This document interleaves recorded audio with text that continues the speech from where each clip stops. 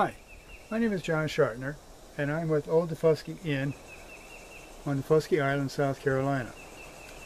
Now I'm going to go over a lesson, I think, of capitalism versus socialism.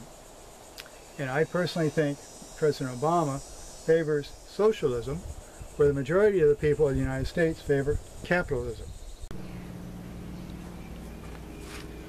Okay, socialism equals stagnation. Capitalism equals improvement. In other words, with socialism there's no incentive to improve your product. With capitalism there is. In capitalism you are competing against other businesses, other teams and sports, what have you. So you always have an incentive to improve, so your product is better than the next person's or the next company's. So the general public will frequent your business more often. Therefore you have more profits. Then the profits go down to make the benefits. Look at an example how South Korea has capitalism. Look at the difference between North Korea, socialism, compared to South Korea. East Germany compared to West Germany. Right now it's for what, 15, 20 years now it's all one country, but before that it was East Germany. That was so backward. And West Germany still is one of the leading industrial countries in the world. Another example in our neighborhood is Puerto Rico compared to Cuba, Venezuela and Brazil. Years ago, 15, 20 years ago, before Chavez got into power in Venezuela, Venezuela is one of the leading countries in Latin America, South America area. I know I lived in the West Indies and everybody would go down to Venezuela for their shopping, for their vacations, because it was the place to go. Brazil wasn't well known then. Now it's vice versa. Brazil has a capitalistic economy, and now Chavez has turned Venezuela into socialism, and that country has plummeted in their standard of living.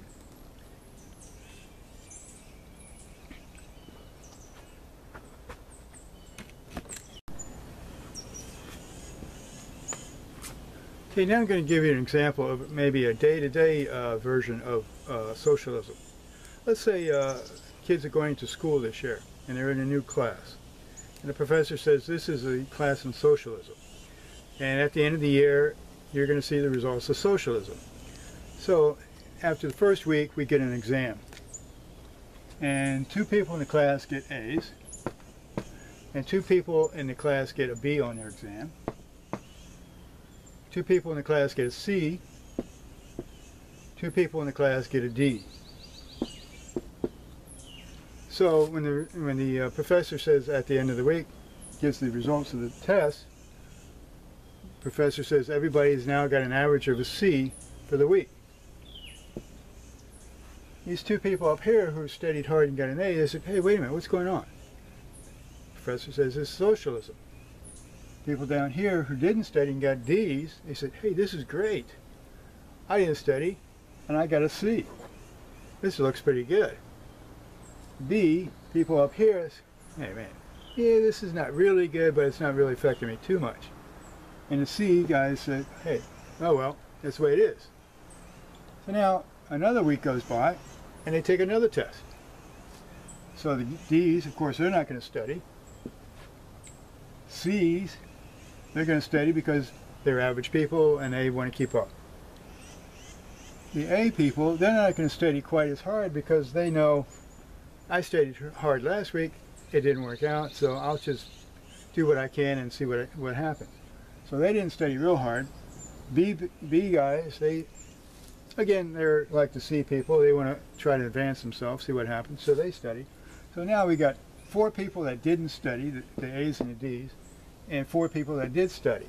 So now you're going to have another probably D average, C minus average, because you have these guys not studying and these guys did. So now you see the A's aren't studying. Now you have 4 people that are not producing. Week goes by, they take another test. The B says, well look, I studied 2 weeks in a row, I get a C, I'm not going to study either. So you got 6 people not studying for the 3rd test. C's study because they're just maintaining the average. So now the average goes down to a D because you have 6 people not studying and only 2 did. So as you see, nobody has progressed. There was no incentive to improve their grades. The average went from C to D or A's or whatever. It went down. There was no reason to excel. In capitalism, there's always an ambition to improve yourself. If you get A's, you get rewarded. If you get D's, you don't get rewarded. And that's the difference between socialism and capitalism.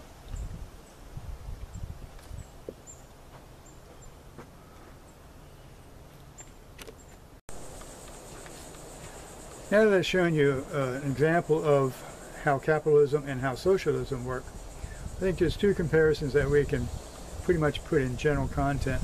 One would be Bain Capital and how they, a small group of investors got together and pooled their resources monetarily and mentally, and they showed how businesses can survive, how they can grow.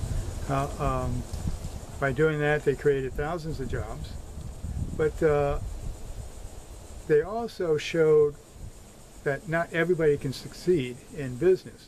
There's kind of all kinds of parameters that make a successful business. And if you can't follow those, then you're not going to make it. But another example, I think, of socialism, which is not too many people can remember this movie, but Dr. Zhivago was a movie. It was a love story, but it also showed you what socialism can do. And if you remember the last scene in the movie, I think that shows exactly what's going on.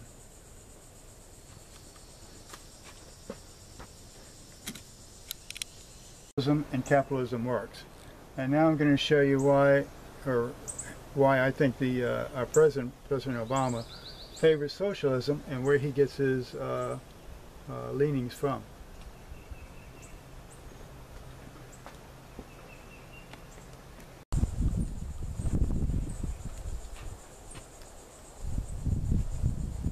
The reason why I feel President Obama favors socialist policies is because when he was a student in New York, he would attend the Socialist Scholars Conference, which was at Cooper Union, which is a college in downtown Manhattan.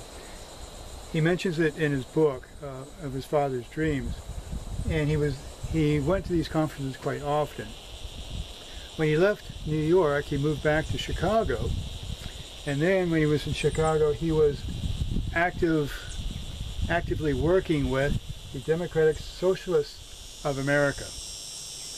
And two of the people that he worked closely with is Miguel de Laval and Lou Pardo. And here he helped organize Latino voting camp support in the Chicago area. And then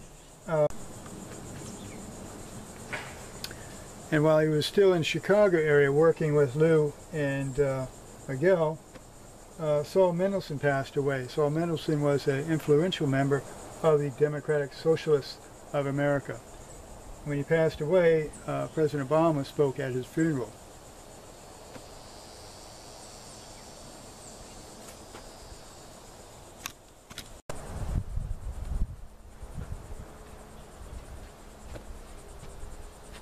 When President Obama was a young child in Hawaii, his grandfather introduced him to a gentleman called Frank Marshall Davis. Frank Davis was a known communist sympathizer. He worked directly with the Soviet Union government. And one of the reasons why I've heard that he was in Hawaii is, and there was a large Communist Party existence in Hawaii back in the early 50s and 60s, was because of the large military, U.S. military presence in the state of Hawaii. And they wanted to sort of cause commotion and hopefully have the Hawaiian people secede from the Union and cause a lot of problems that way. But nevertheless, Frank Marshall Davis was a communist, and he mentored Obama for 8 or 9 years. And in President Obama's book, Dreams of My Father, he mentions Mr. Davis quite a few times.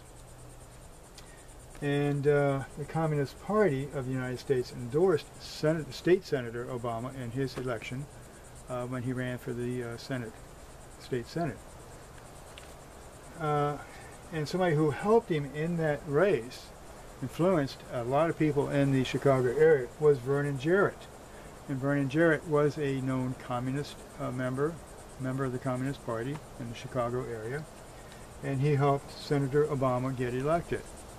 And by coincidence, Jarrett, if you recognize the name Jarrett, Valerie Jarrett is the daughter-in-law of Vernon Jarrett. Another connection, David Cantor, who was a member of the Communist Party, American Communist Party, was a mentor to Mr. Axelrod, who was a very influential person in Obama's circles. So David Cantor was a mentor to Axelrod. So you have all these people, grandparents, mother, father, and a sister has been awarded Socialist or Communist Party member prizes because of her activities. So you have the whole family involved in communism. You have mentors and friends, close friends involved in communism, been awarded Socialist or Communist Party member prizes because of her activities. So you have the whole family involved in communism. You have mentors and friends, close friends involved in the Communist Party, and supporters. So this is where I feel President Obama gets his socialistic policies or leanings from. That's up to him. As you can see by now, I favor capitalism over socialism. And I've come up with an idea I think that will help show how capitalism is a better idea than socialism. My idea is to have what I'm going to call a Daufuskie Building Fund, and I'm asking for $25 donations to this particular fund. And that $25 is going to be divided up, and from that $25 we're going to contribute $2 to the Romney-Ryan campaign, $2 to the Allen West campaign, $2 to Jim DeMint's Conservatives, $2 to the Heritage Foundation, $2 to the Tea Party Foundation, $2 to the Freedom Works, and $2 to Old Daufuskie Inn.